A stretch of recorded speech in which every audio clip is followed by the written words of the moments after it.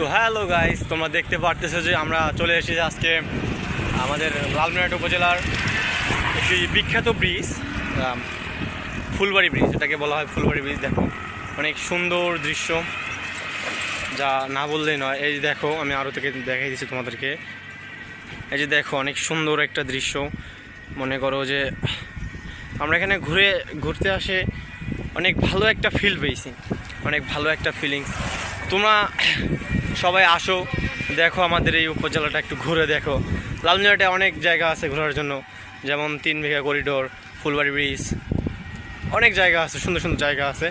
তো আশা করি তোমরা সবাই আসবে। এটা ব্রিজটা কমপক্ষে 1 থেকে 1.5 কিলোমিটার লম্বা, বুঝছো? মানে যারা দেখো নাই, আশা করি যারা দেখছো তারা চিনতে পারবা। এই দেখো, অনেক সুন্দর একটা জায়গা। এই যে এখান থেকে ব্রিজ, এই যে ব্রিজ দেখা যাচ্ছে, এই পাশে আমি ব্রিজের মাঝখানে, ঠিক মাঝখানটায় দাঁড়িয়ে আছি। এই যে এখান থেকে এতটুকু, আবার এই